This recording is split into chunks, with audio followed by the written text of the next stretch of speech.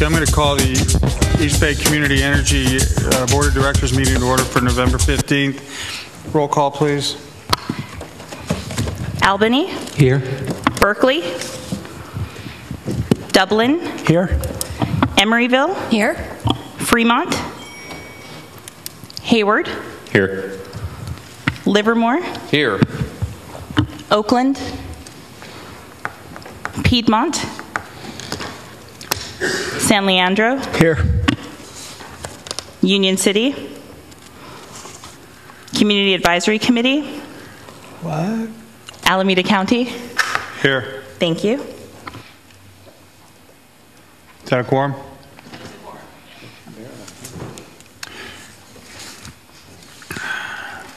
Public comment, a time in which you can speak to anything that is not on today's agenda, and that would be Jessica. Jessica Tovar, where are you? All right, well, we'll wait for Jessica. While we're waiting for Jessica, why don't we move on to the approval of the minutes? Can I move approval of the minutes? Way to go, Biddle. Second. Moved by Biddle, second by Mendel. Any objection by the motion? Any questions, objections? All right, minutes are approved with the roll call in attendance. Why don't you give your CEO report? All right, so I have a couple items here. So first is just the note that we are rented office space in downtown Oakland in a month-to-month temporary type of arrangement. We're going to be moving to 11th and Broadway in a WeWork office space. We're renting space for up to 11 people, and there's some flexibility to go beyond that. The thought is we'll be there for 6 months or so while we sort of work through launch, and then we're going to start a process in the coming maybe 2-3 months to think about where our long-term home is going to be. So the second one is a staffing update. We have 2 new hires, one of whom is here this evening. So Annie Henderson, who's sitting there in the yellow jacket, is joining us. She's our Vice President of Marketing and Account Services, and is coming to us from Renew Financial, where she was the Vice President of Residential PACE Programs.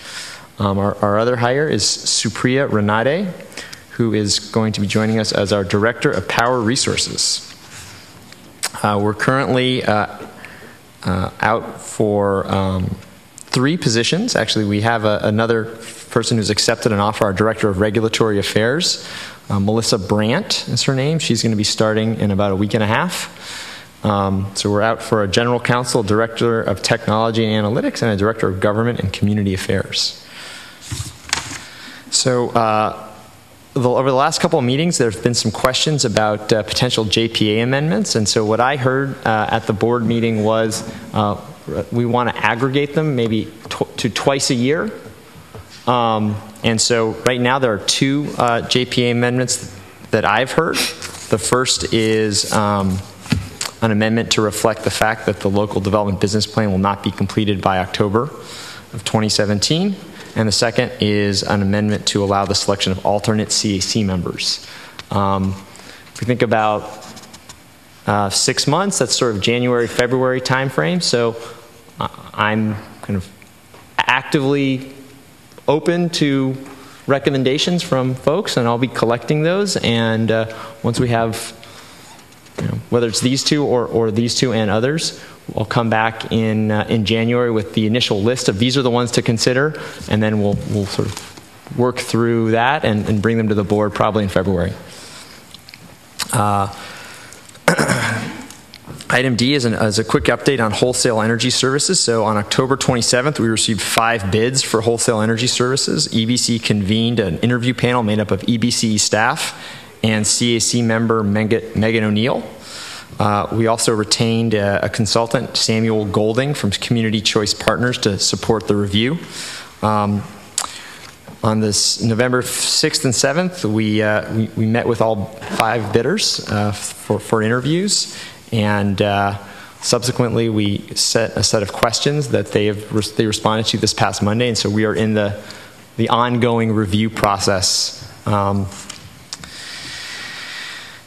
Next is legislative engagement. So there was a request to engage with a lobbyist from the board, and so I have sought bids from a variety of providers. Monday and Tuesday, I'm meeting with eight bidders, and I'm going to be working with our new Director of Regulatory Affairs to conduct those interviews.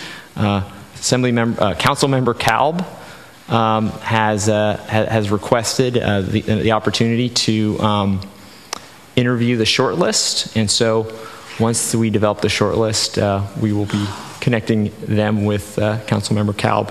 If there are other members of the board who are interested in meeting with them, certainly that's an option. And so let me know if you are. Sort of the big news here is on November 6th, the CPUC certified our implementation plan. So that's a really critical step towards launch. So, now we're really able to move truly towards the execution phase of the implementation. And as we bring on our key vendors, Wholesale Energy, banking and credit, billing, data management, call center, those are really the three legs of the stool that will allow us to then sprint in the beginning of 2018 to start serving customers in the middle of the year. And finally, agency and customer policy. So staff is currently conducting a review of a variety of operational, customer, financial, and procurement policies. And our intention is to bring sort of an initial list of really focused policies and procedures that are going to be important for operations of the agency in the beginning of 2018. Bring a list of here's the policies that we're really focused on, with some comparables or some that we can use as a basis for the development of recommendations, and then seek the input from the CAC, from the board, on policies, that other policies and criteria for those policies that we may want to consider. The idea being that in January we'll actually come with a set of recommended policies for things like procurement, RFP, and the like. Finally, and apologies, it didn't get in here. There is an opportunity for EBC to participate in a grant, or to seek a grant from the California Energy Commission for up to $10 million from the California Energy Commission to support energy efficiency projects in Alameda County. And so the bids are due in about 2.5 weeks. And so in consultation with our council, it's not necessary for the board to approve EBC application for a bid. It will, obviously, if we are awarded the bid before we're able to sign any papers to officially sort of take those funds, I would bring it back to the board. But I just wanted to let you know that opportunity is there, and I think it's actually a really great opportunity. We discussed it on Monday at the CAC meeting. It's a real, I think, significant chance to move quickly on some local development using state funds. And so my intent is to participate in the application, submit the application. But certainly, if there are concerns or questions that folks would like to ask, happy to answer them now or really at any time. So that is it on the CEO. Oh, actually, and one more. Contract entered into. We did extend Taj Out-Lucine's contract to continue to support us as we go through the contract negotiation with SMUD. And as I mentioned, we retained Samuel Golding to help with the wholesale energy services work. There you go. Hold on, you want some technical stuff? Okay, any questions of the executive director's report? So I heard something while you were speaking, and maybe I'm just picking the fly poop out of the pepper here. But I heard when you were going over the hires, I heard the term director a lot. It seems like you're hiring a lot of directors. And that could be a problem down the road when you have a lot of directors. I've seen this like at the Air District and other places, that when you start doing like salary surveys and things like that, and you start actually comparing them to directors, if the intent is that they're really going to be directors, that's one thing. But if they're just, you know, like going to be somebody that's your legislative advocate, and you're really calling them a director, when you start doing a salary survey and you're comparing them to a director, say, at the Air District or some other governmental agency, East Bay Mud or something like that, the salary gets skewed. So I guess I'm asking, what is your intent with this? Because titles matter. Yeah, and I think the way I've been looking at titles are, you know, these are titles and salary surveys comparable to the titles and salaries of other CCAs, not direct agency directors. So for these roles, you know, these are senior people that I'm hiring. I'm focused on building kind of the management team, and then once we have our management team, then as we grow, we will be building some more mid-level. I guess my point is, does a legislative affairs person really need to be a director of the agency? You know, let me think about that. I hadn't. Let me think about that. Again, my intent is to bring the leader in the organization for that specific area, and if you're looking at other CCAs and really looking at, you know, kind of comparable roles in private energy companies, the director level, the director title is pretty common, but it does have a different connotation in government. So yeah, I mean, I think we have to be careful because we're new, and probably certain departments may be the department of one for a while, and until that department gets up and going, we may want to be careful who we make the director. You see what I'm saying? Yeah. So I think maybe it's a discussion you and I can have offline. Yeah. I don't know if anybody even cares, but if nobody else cares, then we'll just leave it the direction you're going, or you and I can have the discussion, whatever. But it just kind of clicked in my mind because, like I said, at the Air District, we have had this problem, and it was difficult kind of peeling it backwards once the onion had already been peeled back the other way to try to. It created problems for the executive director or the APCO that then go back and say, hey, look, you're not going to be a director anymore. We don't need this many directors at this agency. So. Well, I would welcome the opportunity to discuss it, though. Okay. Anybody else on this item? Go ahead, Director Martinez. Thank you, Chair. I just wanted to thank our CEO and offer support for the idea of applying for energy efficiency grants. I think it's, I didn't think it was going to be a controversial item, and when I talked to you on Monday, I think everyone agrees that that's something we should be doing and trying to leverage those funds. So go forth, and I hope we win them. Thank you. Okay.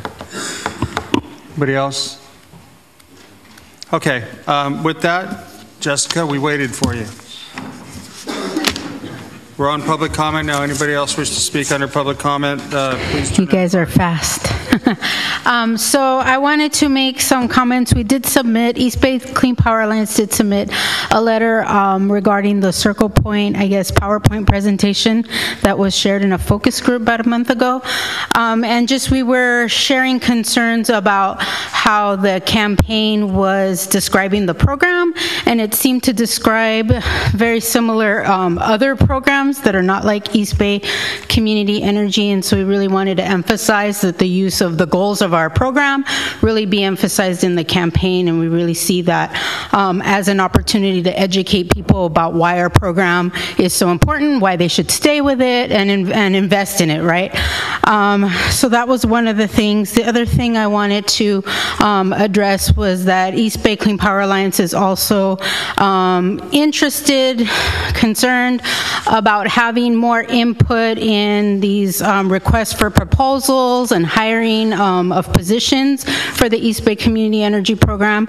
All along, we have weighed in on things like that, and a good example is even the RFP and the search for a CEO. We'd like to continue to be part of that process and continue to give input and make this program as strong as possible. And then also just to kind of reference, I think you mentioned something about, an opportunity for more funding for the program.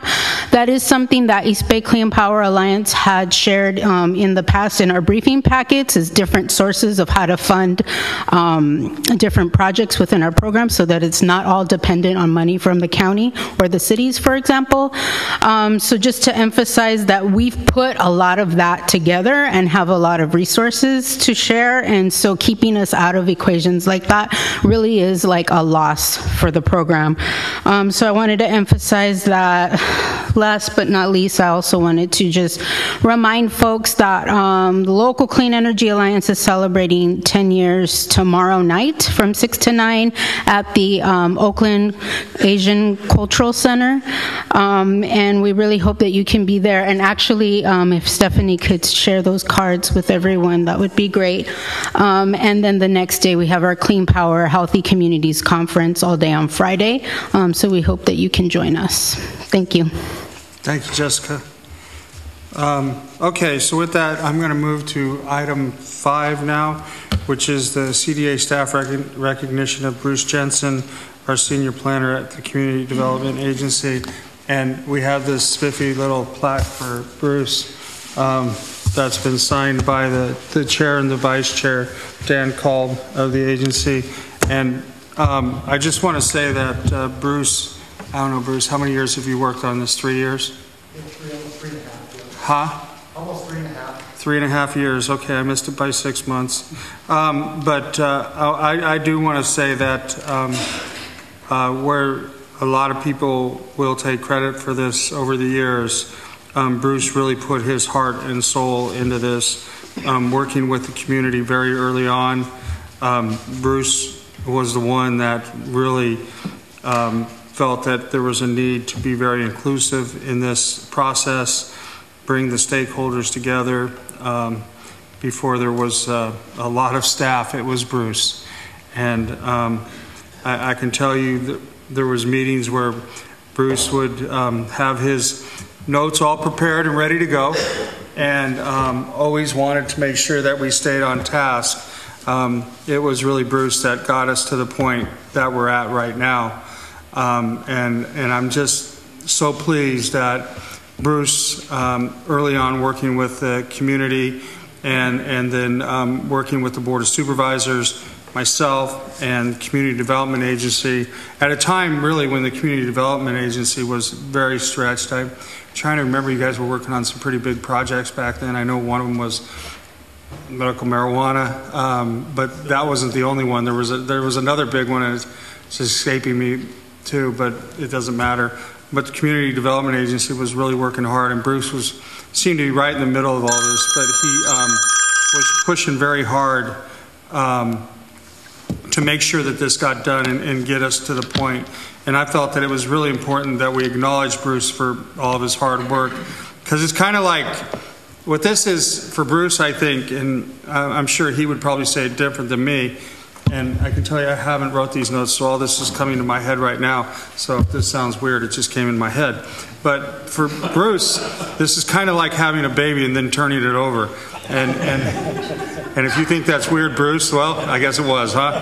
But it kind of is in a way, isn't it, Bruce? You kind of helped develop this project, and you got it to the point of infancy, and then you turn it over where it's about to get fun, and everybody's going to start seeing the fruits of the rewards and the hard work and everything. And Bruce, I guess we expect you to stick around and kind of watch it come together. But I'll read this certificate of appreciation. It says, on behalf of East Bay Community Energy Authority Board of Directors, Community Advisory Committee staff, and community, we extend our heartfelt appreciation to Bruce Jensen, Senior Planner, Alameda County Community Development Agency. It is with great pride and enthusiasm that we recognize that through your efforts, hard work and leadership, the East Bay Community Energy has grown from concept to a certified community choice aggregation program, preparing soon to launch service to over 500,000 Alameda County residents and business. You are a revered asset to the program and an inspiration to the community, and the Alameda County is a better place because of your efforts. Thank you for your outstanding service dedication to providing cleaner energy options to the residents and businesses of Alameda County. Your contributions are innumerable and insurmountable, and will serve as a benefit to the community for many, many years to come. We applaud you. So with that, Bruce, I'd like to present this to you. We'll give you the floor to say whatever you want. And I think we have cookies or cake or something, I'm not sure, in the back. So, Bruce, here.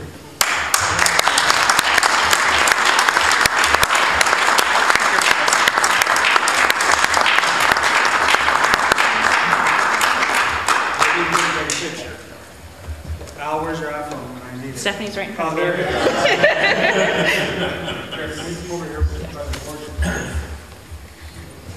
I just can't catch the screen.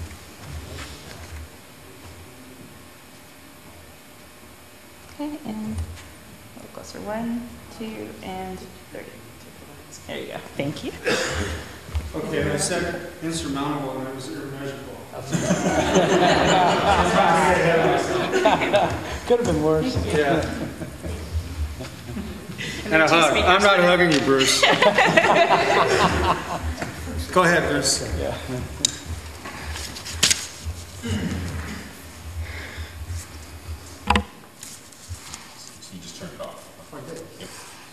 Okay. Thank you, Mr. Chair. I certainly appreciate this honor.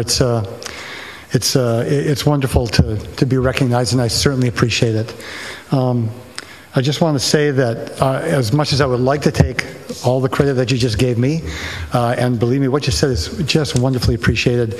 It was a real team effort. A lot of people worked really hard on this. All the folks in our shop, Chris Baser, Albert Lopez, Stephanie and her predecessor, Yvonne Grundy, and oh my gosh, Sandy Rivera. She's just like a national treasure. And as for so many projects, she was on this as well. We all worked really hard on this for a long time, and they really gave it their all. And our team from Sequoia, Sean and Seth and Tom, they put in a lot of hours too, working for us, and right there, side by side, nose to the grindstone on this thing. And I also would like to just thank the members of the community who brought this to your attention at first, and who have been there right along. The folks out there, Al Weinrub, who, as I recall, was the original person who brought it to my attention, as well as some of the folks he works with, Jessica and Frank and Barbara and Victor, and just a whole host of other people who just came to all the steering committee meetings and gave of their time freely and graciously to try and make sure that we have a great program here. I think it's been a real good example of democracy in action. Sometimes messy, sometimes frustrating, but ultimately a really good process that ends up in a high quality product. And I'm thankful to have been part of it. It's been very gratifying. Frustrating, but gratifying, and I'm happy to see this program get closer to launch. Congratulations on the implementation plan. That's another major milestone, and that means that we're getting very close to being out the door with this thing. So, thank you so much. I appreciate it. Thank you, Bruce.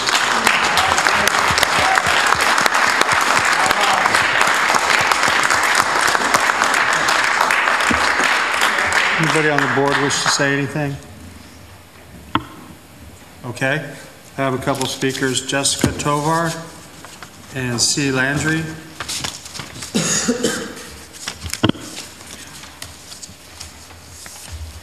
Hi. I had to take this opportunity to say thank you to Bruce Jensen, and I know that Barbara Stebbins really wanted to be here and share this moment with you, but she's stuck doing preparations for the next 2 days. But I wanted to just emphasize, I've had to interact with Bruce a whole lot over the last almost 3 years. And, he's been very patient. I always would hear a deep breath every time he heard me. It was me on the phone because it was always something that needed to get done, or some kind of bomb we needed to drop, right? But he was very patient in addressing a lot of our needs. Sometimes they were very last minute, and he would go out of his way to get the information that we were looking for, make copies for us, et cetera, et cetera. So I want to appreciate that, he's been a part of this since 2014, and we have a lot of messages from different members of the East Bay Clean Power Alliance who wanted to just send a little appreciation to Bruce. So thank you. Thank you, Jessica. C. Landry?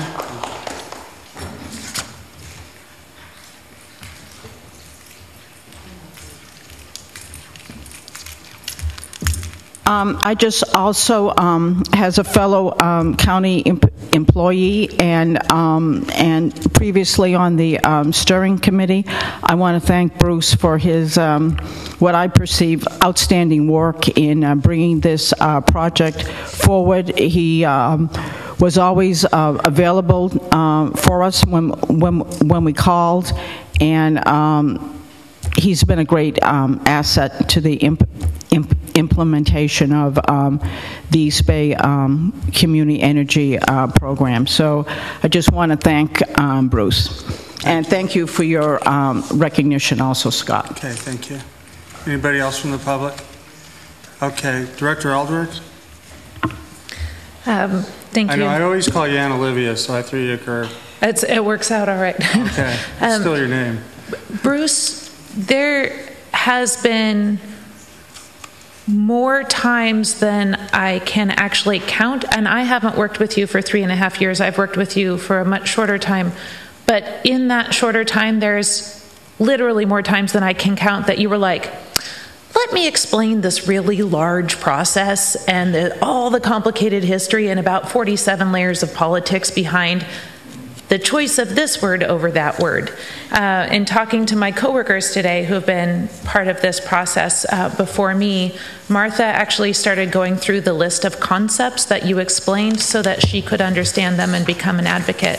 The Community Advisory Committee made a card for you, so I'd love to give this to you. But there are not words sufficient to express the depth of gratitude and thanks that we have.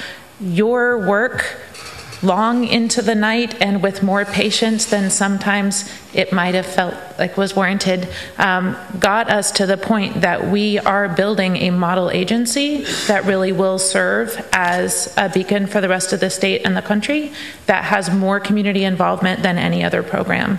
The effects of this will be felt far outside of Alameda County, and it is due to your work. So thank you so much. Okay, thank you. All right, nobody else? Okay, we're going to take a 5-minute break, so those of you who want to can give Bruce a hug. Those of you who do not want to can grab a cookie. And it is a 5-minute break, because you know I hate breaks in the middle of meetings. I'm going to time it.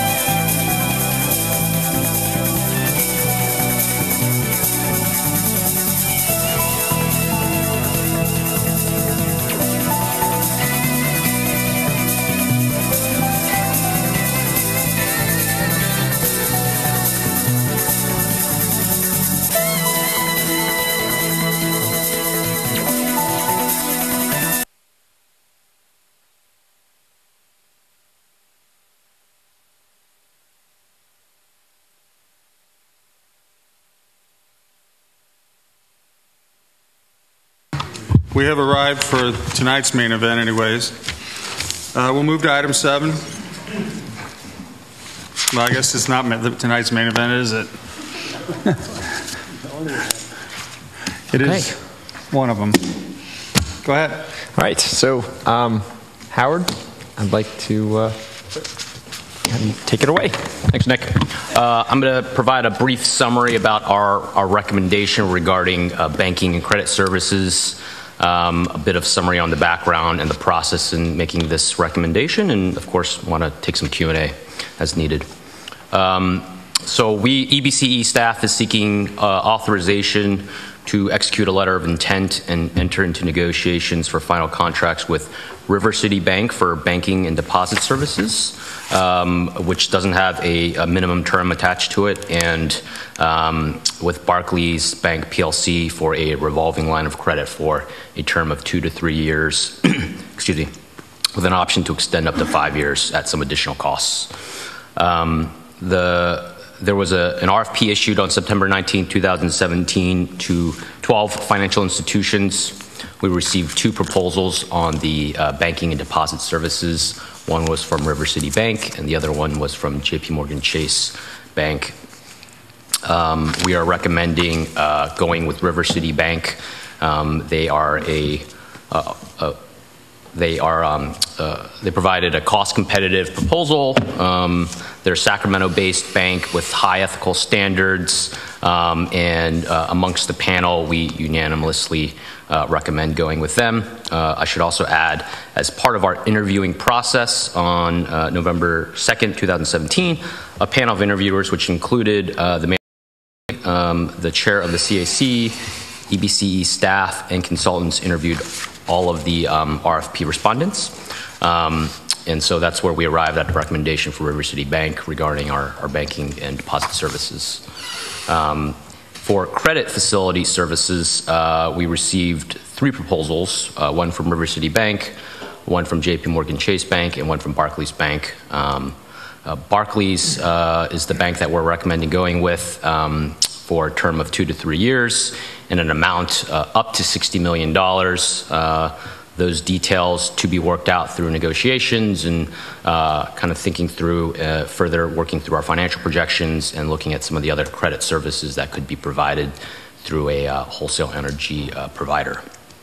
We're recommending them because there's a lot of flexibility in that credit facility for both uncollateralized and collateralized portions of that, which carry different interest rates. They were very transparent in terms of their work, which as a large bank does include some involvement in the fossil fuel industry. But they are a well-capitalized bank. They're based in London, and while we did request them to also provide banking and deposit services, they made an effort, a good effort, to try to partner with a couple local banks, and unfortunately that wasn't a possibility here. And so in this case, we are recommending sort of bifurcating those 2 services between the credit facility and the banking deposit services. I think that's about it. Any questions from the board members? Okay, so just let me kick this off, if you don't mind, Steve. I don't know where the board's going to go with this, but to me, I'm a little troubled in a way, and I'm curious to hear what Anna Olivia has to say, being that she was there. But we took an action a couple weeks ago to move the billing outside of Alameda County temporarily, and that's the way I view it. I'm always going to say that until we get back in here, but I have no problem with Barclays. I realize we need a larger financial institution. I get that. And that doesn't bother me as much as now it looks like we're going to start doing business with the Sacramento Bank too. And I'm feeling like we're starting to miss the mark a bit here. And I heard you say that you tried to reach out to some local banks, or Barclays did. I guess I'm interested in what banks were reached out to, and maybe you can't answer that question, but maybe Barclays or somebody can. I can answer that question. Or maybe Ann Olivia can.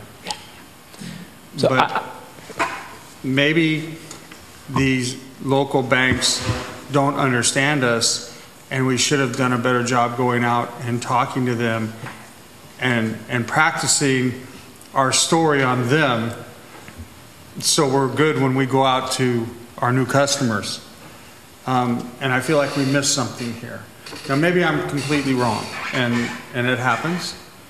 And if this is the way we've got to go for a while until maybe the local banks trust us, that's fine. But I'm a little troubled by it, and I know we talked, was it yesterday, Nick? Yeah, yesterday. I've been troubled since then about this action. Just because it doesn't seem to me like we're keeping it in the family. You know, it's the family's in Sacramento, it seems like. So that's my thoughts. I don't know who wants to respond, but that's kind of where I want to start it. Let me maybe respond quickly about our process for doing some outreach. So we reached out to, we sent the bid package and requested meetings with Community Bank of the Bay, Beneficial State Bank, and Fremont Bank, or Fremont Bank, not Bank of Fremont, right? Fremont Bank. We got no response from Fremont Bank in terms of setting a meeting. We did have a in-person meeting with Beneficial State Bank, and we had that bank? Beneficial State Bank. It's a Beneficial State Bank? It's a bank in Oakland, based in Oakland. And we had a call with Community Bank of the Bay. Barclays, and soliciting them very strongly, encouraging them to participate in any way, shape, or form that they could. These are, again, banks that are headquartered in Alameda County, not simply banks that have offices here. And in all three cases, they chose not to participate. And I think the issue that we're finding on the banking side is this CCA endeavor is frankly new, and banks tend to be sort of slow to move into new industries, and so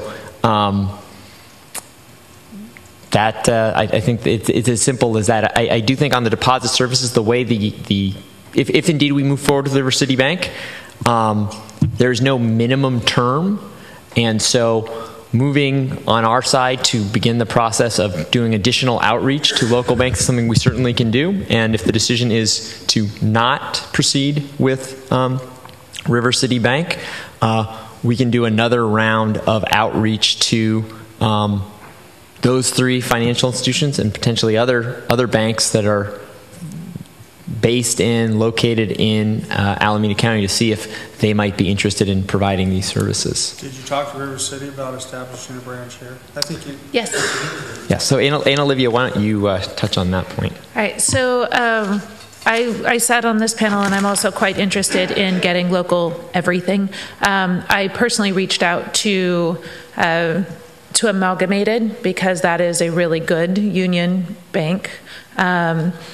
And sent inquiries out through the Divest Apple group that actually encourages banks with ethical practices to get more involved.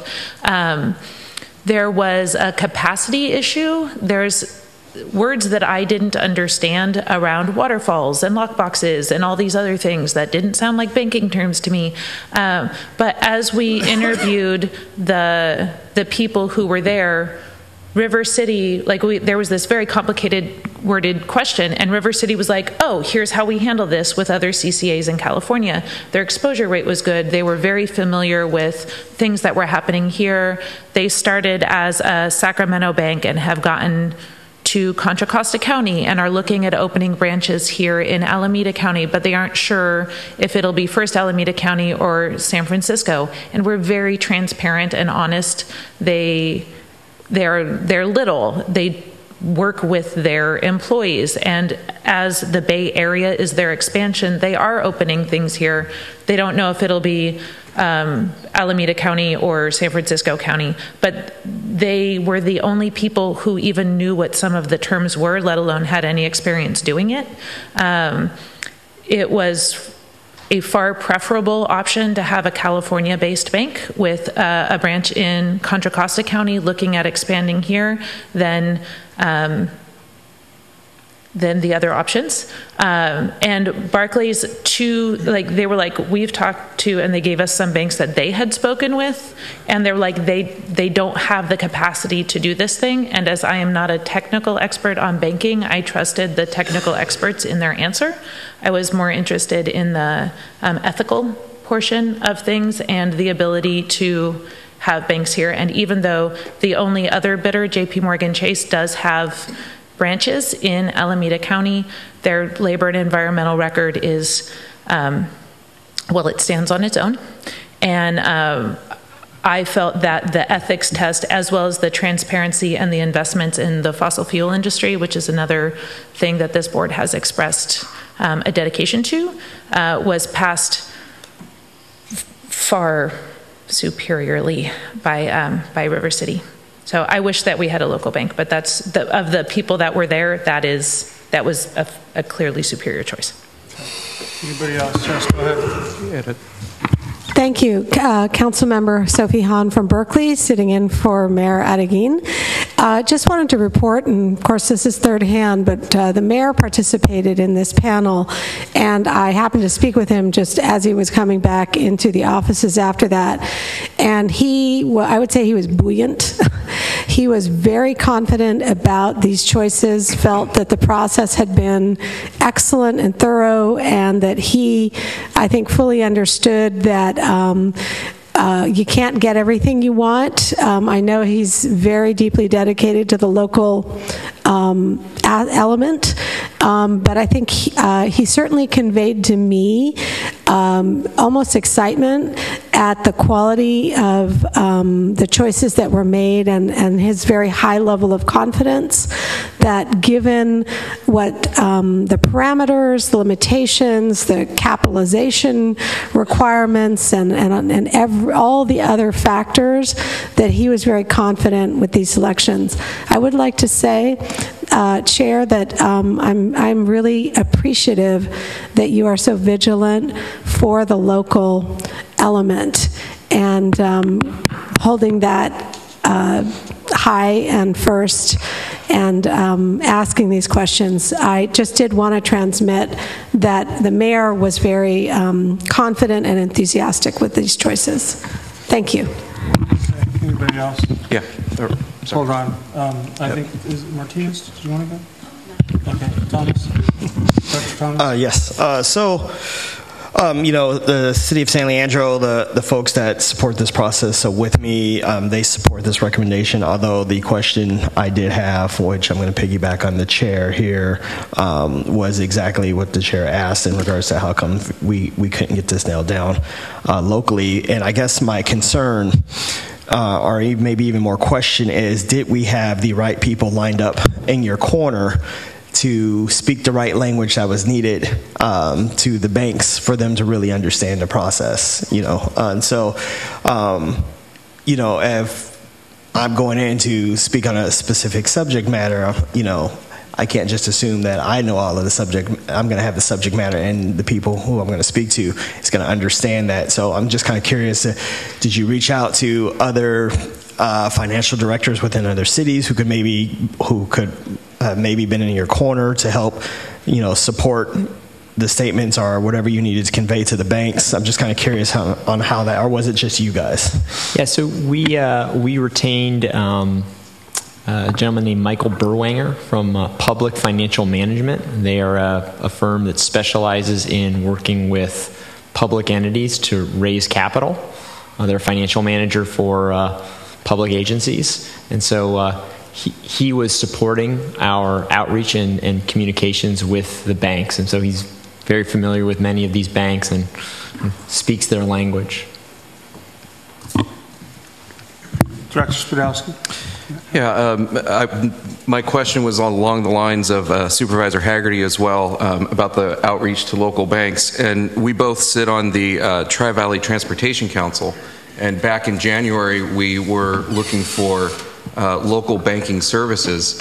And we came up with 5 possibilities. We currently bank with Mechanics Bank. And what's a little bit, not ironic, but it fits the scenario here. It's about the same amount. So we maintain a balance of about $5 to $6 million with the bank.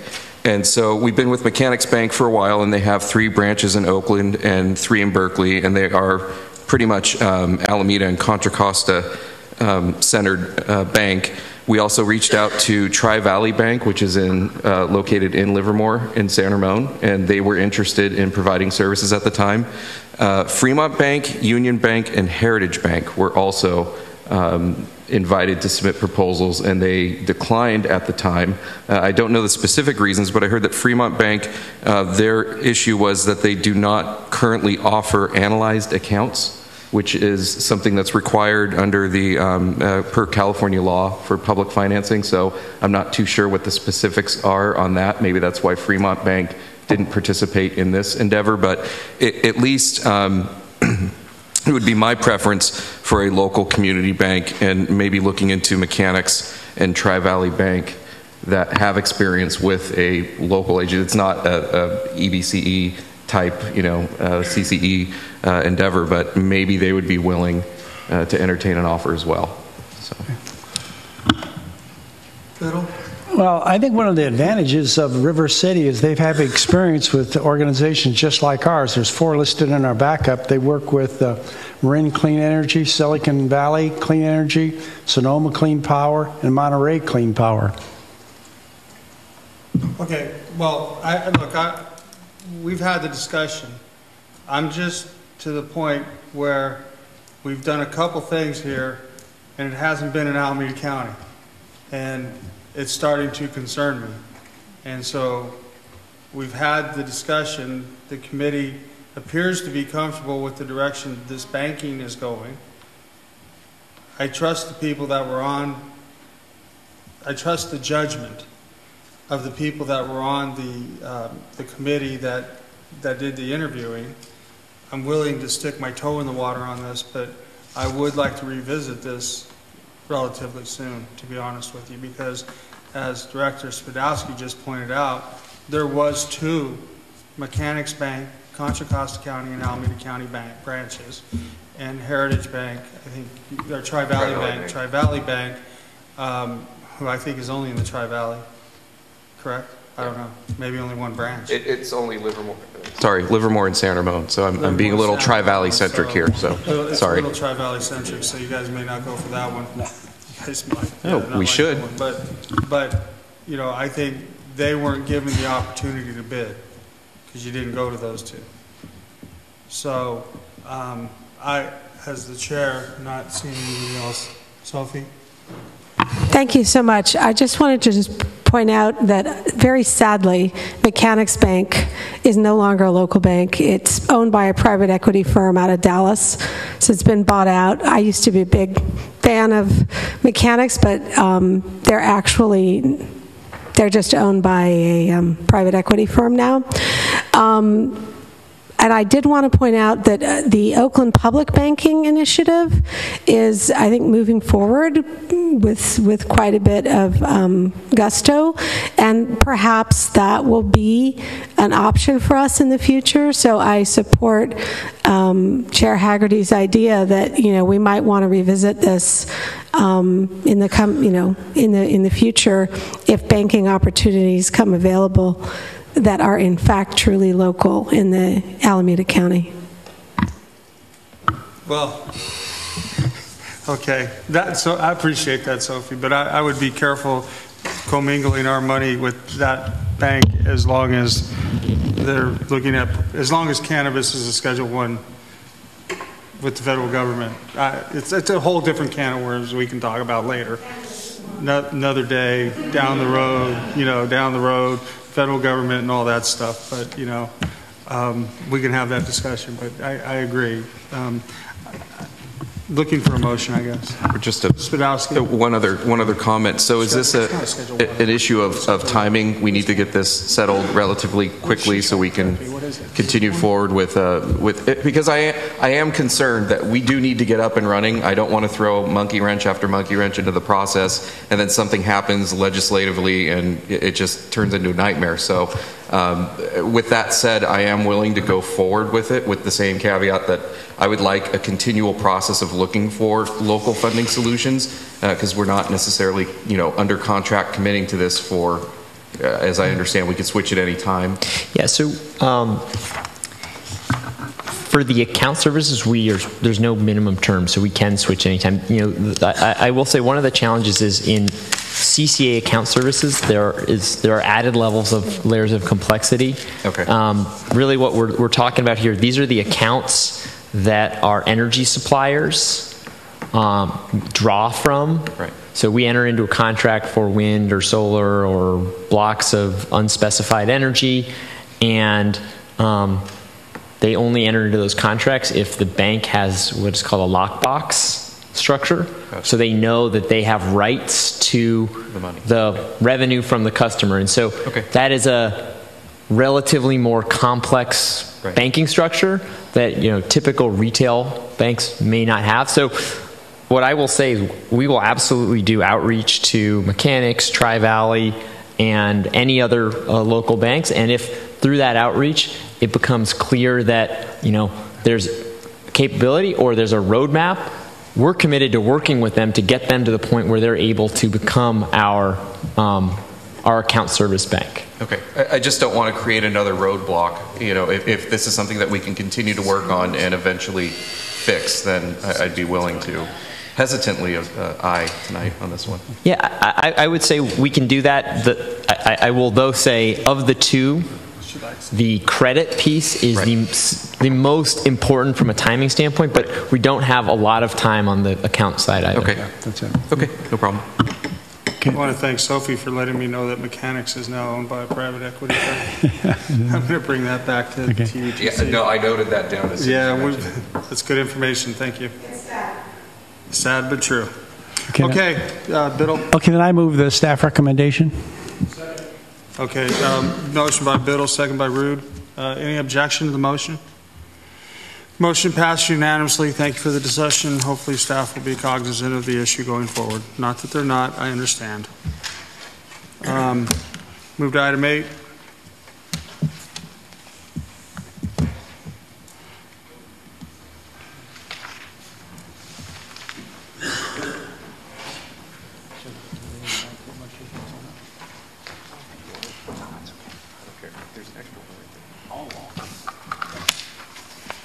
Nick, are you going to kick this off? Yeah, so are you guys ready? Yeah? Okay. Yep, perfect. Great.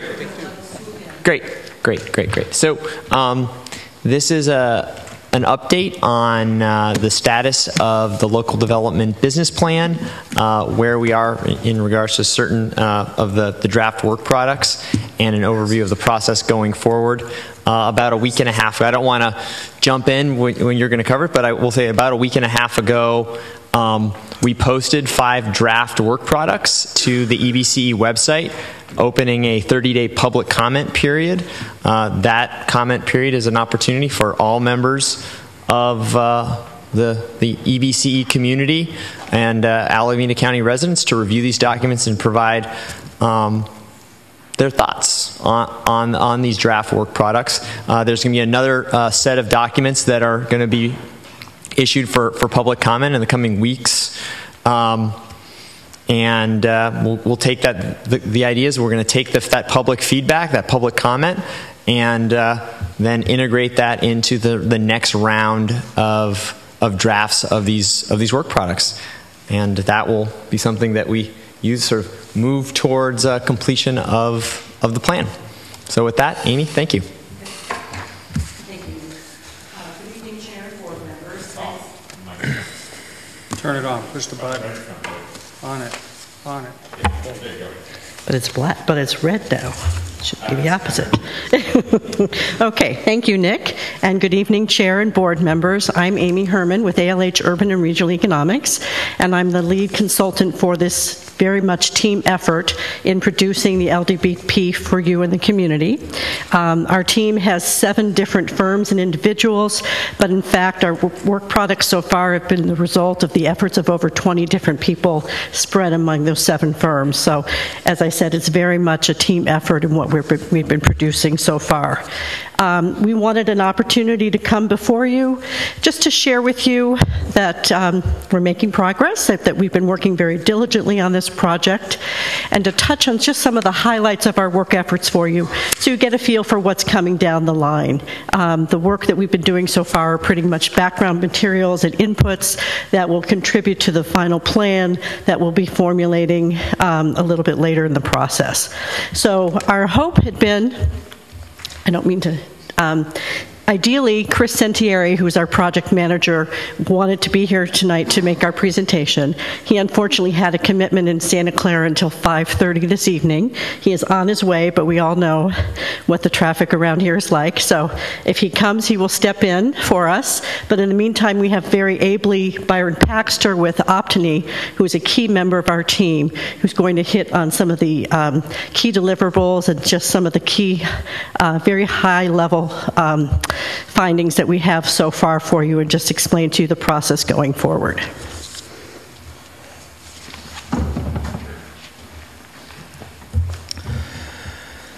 Good evening, Mr. Chairman, members of the board. First off, congratulations on the approval of your CPUC implementation plan. My name is Byron Paxter. I'm an energy engineer, Berkeley resident, and future EBCE customer. I'm also a team member of the Local Development Business Plan, helping you deliver the vision created since the steering committee meetings at the Castro Valley Library, most of which I was lucky enough to attend. I apologize that the Local Development Business Plan, which was anticipated for delivery in its complete form by this time, is only being presented at the halfway mark. This is a schedule of tasks that have been completed and tasks that will be completed in 2018.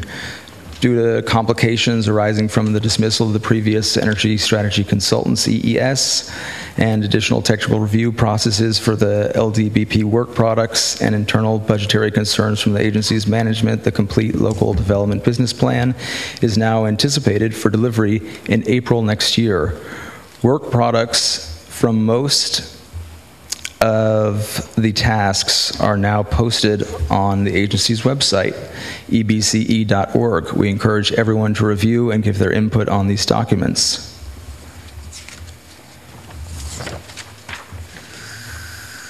There are some of the posted documents in this list. I'd like to start off with the feed-in tariff, which provides a special rate for local energy generation. It has innovative market-responsive pricing and community benefit adders to incent projects with specific beneficial attributes.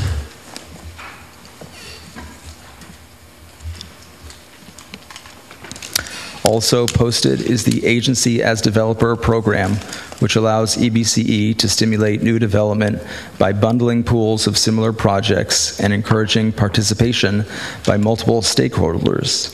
Alameda County was a pioneer in this process under the RREP program developed by the county that was launched around 2015.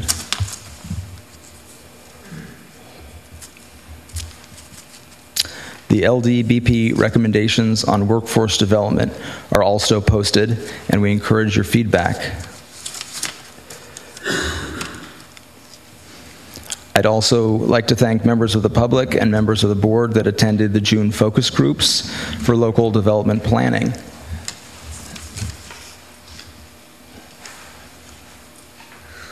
Oops. And I'd encourage you to attend the second round of stakeholder engagement workshops on local development planning starting at the beginning of next year. So thank you. I think it's best to turn it over to you guys for questions rather than me going on and on about this. Questions?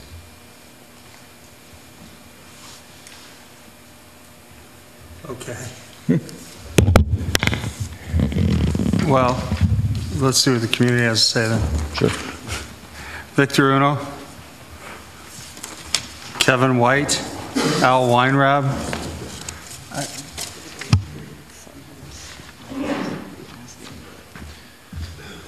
My name is Kevin White. I founder of Sunwalker Energy and started following EBCE back in 2015 at the steering committee meetings, and really saw the core values that EBCE, or at that time Alameda County and its joint cities, were putting together, and decided to build a business around it. And at that time, went out into the community and began to work with landowners as well as building owners in building or developing renewable energy, and mainly solar farms out on the East County. And so over the past 2 years, we've been steadily developing with Alameda County and the permitting agency, as well as with PG&E and in our efforts for interconnection. And so we've gotten to a point today where in 2018, in June, our first project has its commercial operation date. And that's right around the same time that EBC is scheduled to launch. We've built this business really around, the core values that we're using all union labor, procuring all our equipment from in-county suppliers. We have educational programs. We plan on purchasing a school bus very shortly, converting it to electric, putting solar panels all over it so that we can go and pick up local children from school and bring them to the solar farms for field trips. And more recently, I've been developing a strategy on how we create local ownership within county with a component for low income as well, so a low income ownership component. But today, if we look at June of 2018 at launch, having a project that could be providing power from in-county, and then work our way back, we would need to start construction in about March. And so today, it's a great story. It's, something to look forward to, but it's not possible. And it's not possible because we don't have a power purchase agreement. And for us to go and go through the process of financing, to go through the process of construction, we need to have a power purchase agreement in the next, call it 30 to 60 days. And without that, we wouldn't have a project in county, to my knowledge and to the knowledge of other folks that we're working with, that we would be able to have at launch and providing power to the county from in-county resources, which I know is really the core of what we're all trying to achieve here. So I ask for your support and maybe putting a path together on how we get to that. Our project, as part of the LDBP, would be a feed-in tariff project. It wouldn't be through an RFP. It wouldn't, again, it would be within this program that's being developed that we would have. So appreciate it and continue the great work. Thank you. Victor Uno, Al Weinrab. Yeah, thank you, Chair Haggerty and board members. Victor and IBW. I want to speak to on this issue of the LDBP on the workforce development component of this, and I hope people do get a chance at least to read the overview and introductions. There's been some incredibly thoughtful and productive work, and I think the process that Chris Interior and his team involved community and labor with was very important to developing this plan. And then it's up to the board and hopefully directing the director and others who are going to be guiding this agency, what are the values, and then how do you proceed forward? Are you going to go high road, good wages, good jobs, sustainable careers? Are you going to go low road? And I think that this issue of workforce development, speaking on behalf of apprenticeship programs that have churned out literally hundreds of young men and women in sustainable careers with good jobs, retirement, healthcare plans. These young men and women need to continue to work, and this is why it connects to the previous speaker, Sunwalker, and to speak to the chair's concerns about, okay, so we missed the ball on the call center, it's in Sacramento. We missed the ball on the bank service. Let's not miss the ball on a power purchase agreement that can be signed to create for a CCA out of the box a project that is going to be doing good work to build renewable projects within the county.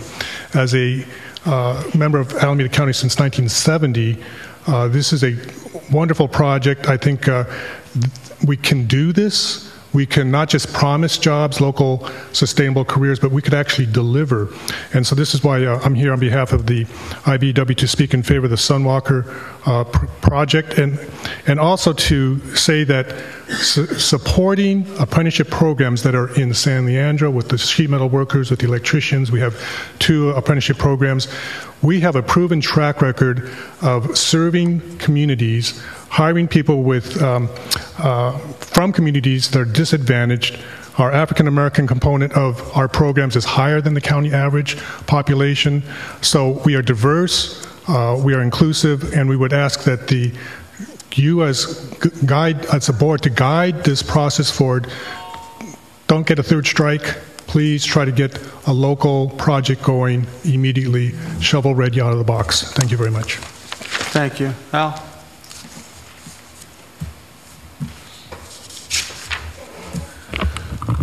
Good evening, board. I wanted to just say a couple things about the local development business plan. I know with the presentation you don't quite get the excitement of what's going on in terms of some of these work products that are being developed here.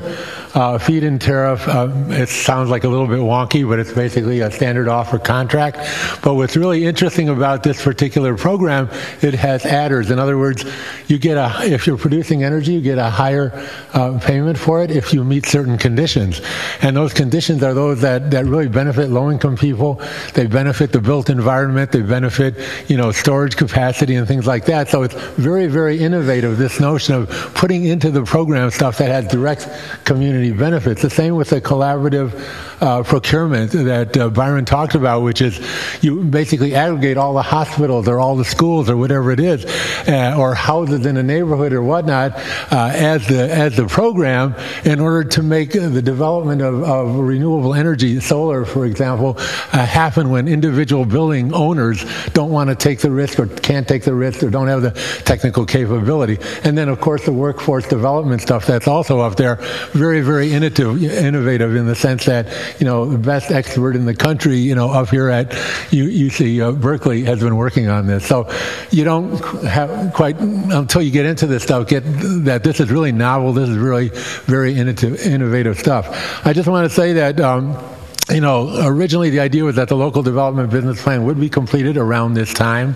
It's been stretched out quite a bit, and not planning on being, there's a lot of more work products and it won't be completed until much later on, which caused a little contradiction in the sense of what Kevin White was drawing out is that if the local development business plan had been finished now, we could start to think about making some commitments to projects, that could work, in the beginning of June, roll out. And furnishing energy, but because it's been delayed, it's hard to make those commitments. And so, there is some reason to be thinking about, doing having a commitment that's a very, very limited commitment that wouldn't impact the overall procurement system, but would allow things to start to move because they're the kinds of things that we want to do.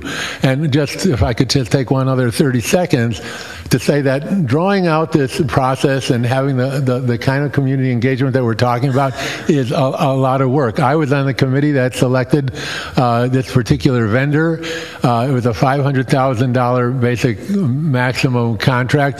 This particular vendor came in and bid more or less 15% above that and said that 15% would be pro bono work, right? So they already had in their process of sort of giving of their time and energy to make this happen. And now by stretching it out and these delays and whatnot, it actually causes quite a financial burden. So I wanted to just sort of put in your minds the notion that the expense is actually higher than their expenses are higher, and we can't afford to be having them lose money to do this great work. Thank you. Sorry. Thank you. Okay. Any questions at this point? Director Albrecht. So the presentation that the Community Advisory Committee got was somewhat more robust. And so, and since that time, these products have been placed on the website. So as an individual, not as the chair exactly, but as an individual who's been going through these things, some questions came up for me as I've now read them all. And I'd love the chance to clarify those, which might actually give you a little bit more of a presentation if you're open to it.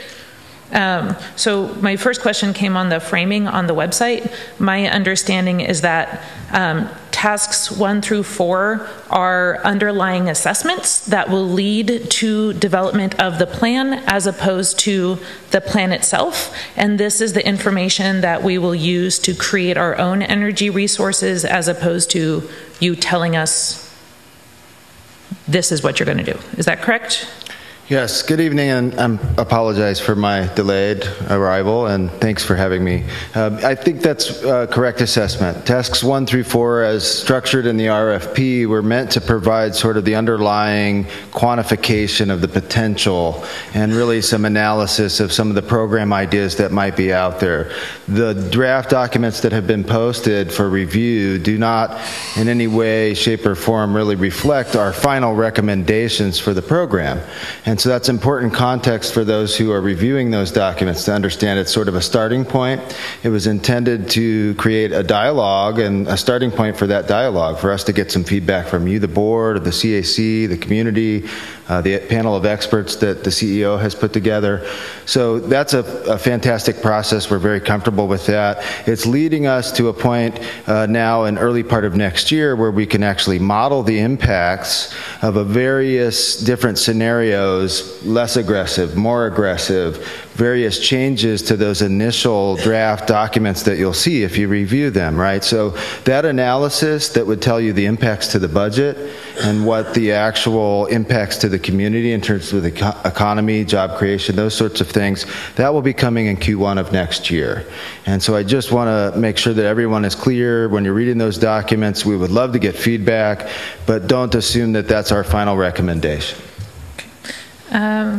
So what we have posted on the website is functionally 2 maps. Like there's a map, you can click on it, and it'll show you all the places in Alameda County that maybe you could have solar and wind, but there's no feasibility or anything else. And those are the 2 solar and wind siting surveys, more or less. It's like so that we can look at actual costs for land and labor and all that kind of stuff, and you were to compare those projects across the board, right?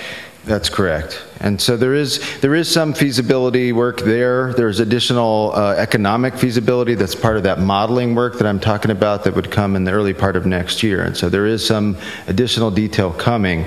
But those documents, the solar and wind siting surveys, are meant to give you a sense of what the technical potential in Alameda County for those resources are. That's not to say that we're going to build that much. And part of what the CAC chair is talking about is we will put some qualifiers in there and say, based on the cost constraints and our endeavor to limit the impact on the budget and the rates, we think this is what's actually feasible, right? So that's work, again, that would be coming in the early part of next year as part of the modeling and what will ultimately become the plan that we put forward. So then tasks 3 and 4 are actually the fun, sort of meaty ones where you're like, maybe this could actually work.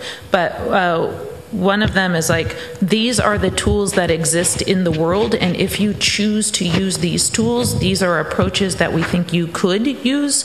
And also we've identified some problems in those tools as it could be applied in this particular county.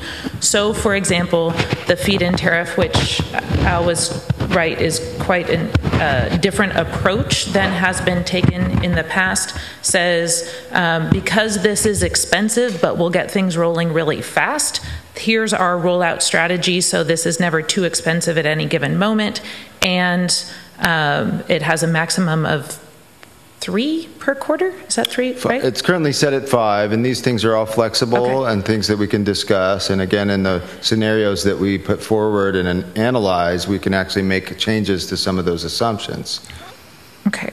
So, and then it gets up to a maximum. So we have this feed-in tariff thing, but it goes to here. So that's a fast but kind of expensive way to stimulate local things. And then the agency as developer is more like, here's a less expensive way to do this thing, but it's going to take a longer period of time to roll out. And so even though that may be a better tool financially, it doesn't give us anything local, like Victor was talking about.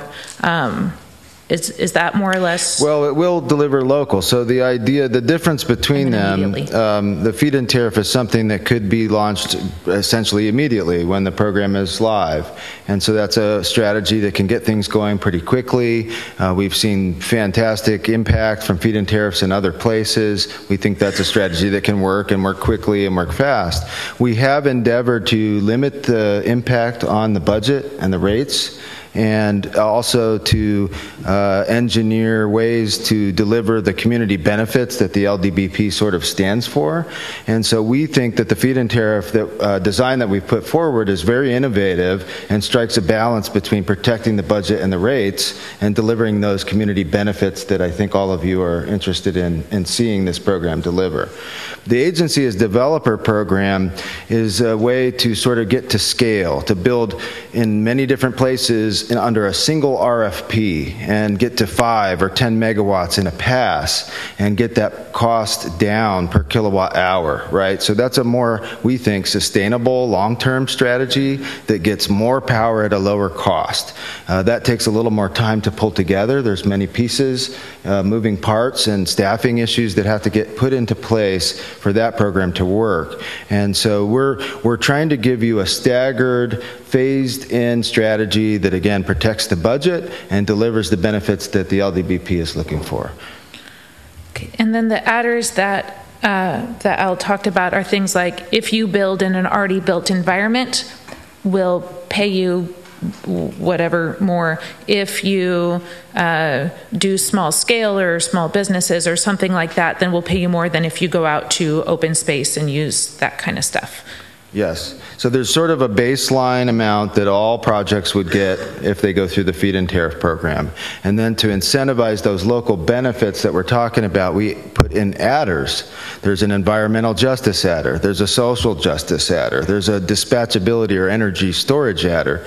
These are enhancements over the typical feed-in tariff program that are meant to deliver those community benefits that we're talking about.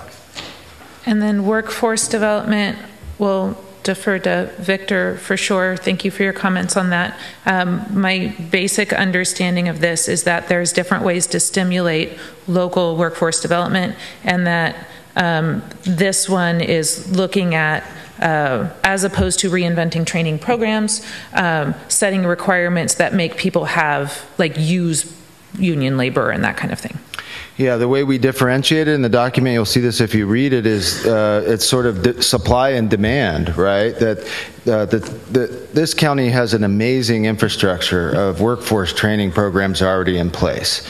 And we're making the case those are sort of supply. They train the workers up and you have a supply of workers. We're making the case that EBCE is in a better position to create the market, the demand for those jobs by putting standards in place. With all the projects you would develop, we are going to have strong requirements that really work with the existing infrastructure for training and workforce development and the existing agreements that are in place with labor and other things. So we're not reinventing that wheel. Instead, we're creating the market and the demand for those jobs. That's the recommendation in the current draft form of that document. We have spent a fair amount of time working closely with labor and community groups to make sure that's in line with their expectations, and we'll work with the system that's in place. So for this board, I will say that the process of the task being published on the website, the 30-day comment period, all of those comments being published simultaneously so everyone can see them. We would really like to thank CEO Chassett for bringing that transparency and inclusion in. That was a very clear response to the community on this board, and so we'd like to recognize that. That comment period does end December 3rd. You are all cordially invited on December 4th to join what is guaranteed to be a robust discussion on if the CAC will be making particular recommendations or advice on that, it will also be the first meeting that our new vice chair will be running, so that should also be loads of fun. And the biggest questions that will be running, it'll be the first meeting that I miss. The meeting. So the CAC meeting on December 4th, prior to this board meeting on the 6th, there will be a big discussion on these tasks. So even if it's just for education on them, there's some really smart people in that room who get really heavy into discussion on these things, so you're encouraged to join. And then the biggest questions that came up for us during this discussion on Monday was questions around EBCE funding state-level studies and not Alameda County studies. Looking at, there was some response to, we have to make sure this integrates in, but there's definitely still some question and discussion about why EBCE is footing the bill for a statewide study and not sharing that cost. To be clear, I think you're referring to the More Than Smart initiative and not the LDBP project itself, right? The review, yes. So, you know, I don't know how big of an event you passed for the comments. My assumption is that it's a pretty small group of people that know about it being up on the website. So I don't know how we get out the word to Alameda County that this is up on the website and you should comment, because let me be clear. Although I support the training of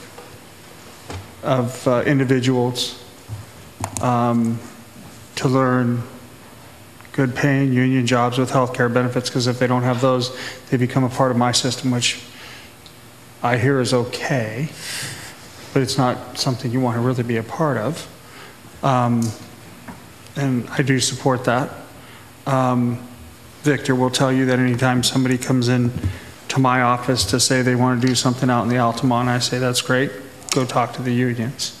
So he'll agree with that. So will Slivka, Andy Slivka, or Andreas Kluver, or any of them that are involved in workout. They know that next place they go when they leave my office is to the union to talk to them, where I support that. But when I walk around the community in which I represent, and I talk to them about the CCA, what they're interested in is this going to lower my bill? So I would caution, you know, if you know, as we move forward with this, how much you think you can load into it. And if you think that the people that live in my district, Fremont, Livermore, and Dublin, are going to pay more, I got news for you. They're not. They will switch to PG&E. I hate what I'm about to say, but lickety split. Okay? Yes. It's not going to happen. They will bail quick. And then if I'm wrong, I got 2 of my city council members sitting next to me. One chose not to show up tonight. Big fundraiser for Gavin Newsom, I guess. I'm just telling you, you better be careful. We take that very seriously. We think the name of the game is cost competitiveness. And in fact, everything that we are doing and putting forward will go through that lens. If it's something that we felt would require you to raise rates, it's not going to be in the final plan. That's a commitment we can make as a team where we take that very seriously. We do believe there are a lot of things you can do without having to raise the rates. And that's the sweet spot that we're looking for in the LDPP. I didn't say raise rates. People want to pay lower rates. Even though there's not a lot of love for PG&E right now, they want lower rates. They don't want, they're not afraid we're going to raise the rates. They're not afraid the rates are going to stay the same. They want lower rates. Yes. Even my own wife, she's giving me a hassle. Why would we want to change? I mean, this is in my own house. So just be careful. We will. I'll second that wife comment. Yeah. I have the same experience when I explain this to her. So I have a very comfortable couch for a reason. So Yeah. Yeah, me too, unfortunately. Who else? Nobody else? Okay. Can I make one comment before we move on? I thought we'd have a bunch of energy.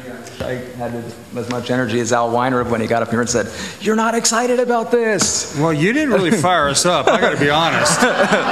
So I thought we were already there, and you kind of snoozed us. To excuse myself, I did have to cover for Chris at the last minute, so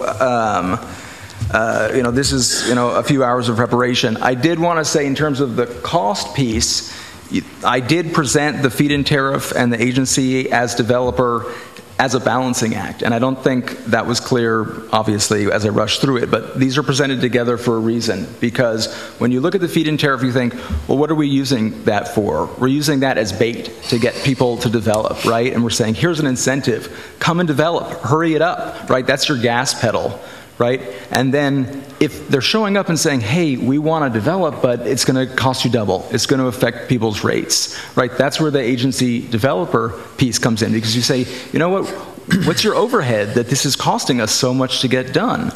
We're the agencies, and all of these cities, we've worked with them all to do this, to bring the cost of local solar, fuel cells, et cetera, down by 15, 20%, headed towards wholesale rates. And that's by leveraging your power, by getting the legwork done ahead of the developer. So you just say, you know what, we did everything. How can you show up and tell me that this is going to cost double? All you have to do is build it, right? So there are these two push-pull factors that you have at your disposal. So one is the feed-in tariff. You're not getting enough development, you juice that up, right? It comes in too high, market responsive pricing. You say, no, we're not going to pay that. You come in as the developer. The agencies work together. They bundle projects. All the schools, all the municipal facilities, all the big warehouses. That's such a resource, in South County. And you say, okay, we're going to put these all together. You want to charge us that much? No, we're going to do it for less. So you've got these great tools. And the idea really is, you want to head towards a wholesale equivalent price. And you don't want to just have these premium products that are not available to everyone. You don't want to just launch at day one with the local 100 rate people can take, but it's twice what PG&E is. Because those people can leave. And we all know inside the CCA world, if they leave, you don't get a chance. You can't pursue them. You cannot remarket to CCA exiters. So if they're gone forever. So how do you launch that local 100, for people that really want it, and still beat PG&E's price? And the LDDPP has so much data at our disposal. I think more data than not only any other team member has, but more than any CCA has ever had. We have the customer load data with such a resolution that PG&E doesn't even look at it as clearly as we do. So we can put pieces of that together in ways, stack these different programs. And so, when everyone glazes over and says, you're just going to subsidize it, that's not at all the purpose here. And I know that Chris has another comment on that, I'm sure. Well, the only thing I'll add, and thanks for the extra time, I'll say there are many other strategies that are coming, and I would again caution you, when you read the feed-in tariff and the agency developer, that does not make the LDBP. Those are components, those are elements. There are others coming. Energy storage contracting strategy, rate design as an incentive, how to provide rate savings to people and get them to do the kind of things that we're talking about in the LDBP. These are all pieces that are coming very soon, this next month. And so I would, again, just ask you to read the things that are there, give us comments, understand that there's more work coming that will provide the whole basis to judge the LDBP early part of next year. The other thing that I would remind you is this organization here owes Alameda County somewhere around $3 million. And that needs to be thought about up front, because we did have an agreement that as the money starts coming in, Alameda County gets paid back first.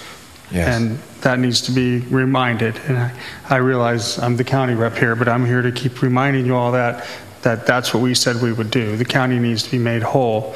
That's what made that's another thing that made this CCA unique is the county actually fronted all the money to get this going, where in other CCAs throughout the state, everybody had to put skin in the game to be a member.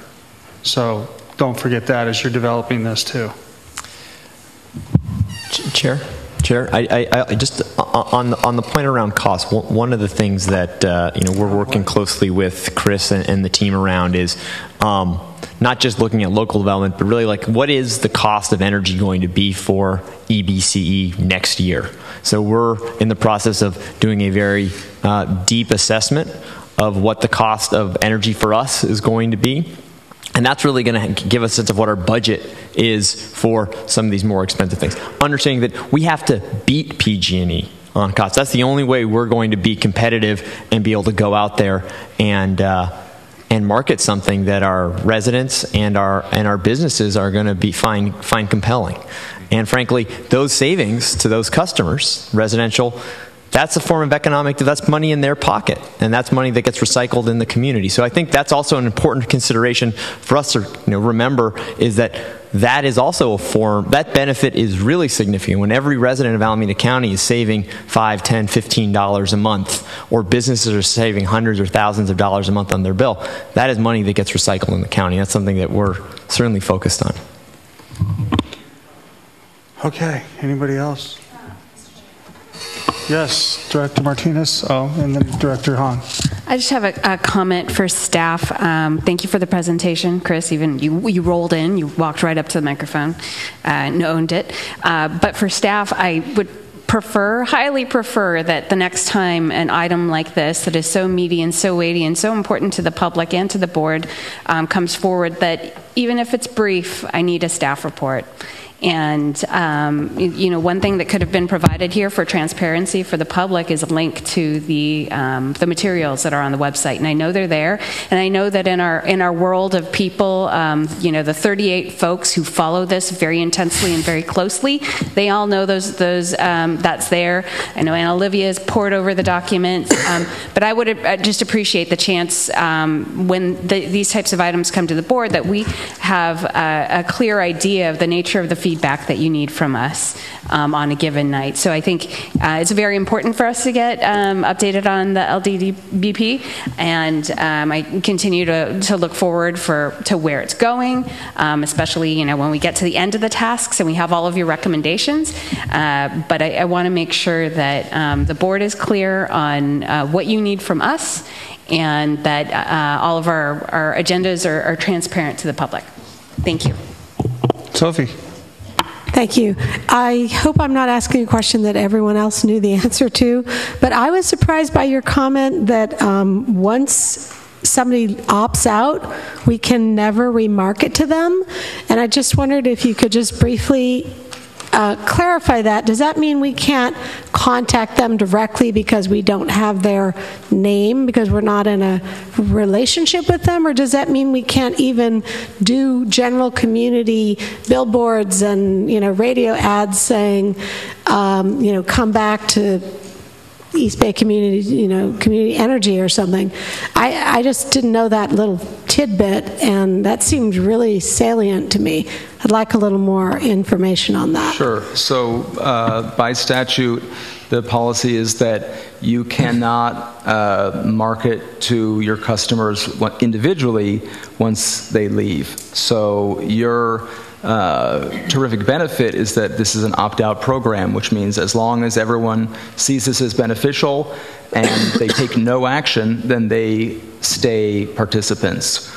Once they voluntarily, intentionally exit the program and are no longer participants, you cannot pursue them individually and solicit them to join again. I don't think there's anything that stops you from having billboards or radio ads, and I think your best advertising is going to be word of mouth when people are really excited about getting a local 100 clean energy product for cheaper than PG&E.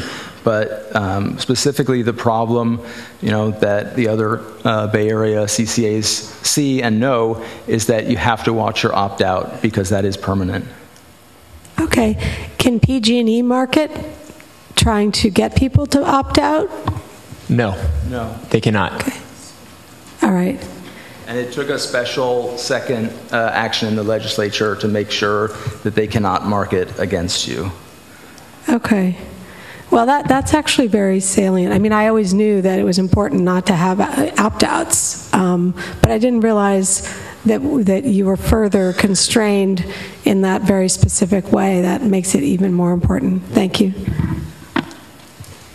And in addition to the work products that we discussed, I'd also encourage you all to, become familiar, if you're interested, in the wind siting survey, which actually went into, industrial state-of-the-art wind resource mapping. We took all the parcel maps, cross-referenced those across the wind resource, brought in the PG&E interconnection maps, that is, which feeder lines have capacity, and actually identified, megawatts and megawatts of potential wind projects that could potentially be developed by each of these agencies, for its own revenue. And then the solar siting survey, which went in, mapped out huge effort across the entire county, hundreds and hundreds of roofs surveyed, same process, identified feeder capacity. It's all very technical, but it is a ton of work, and we did it for you, so hopefully you have time to take a look. Thanks again.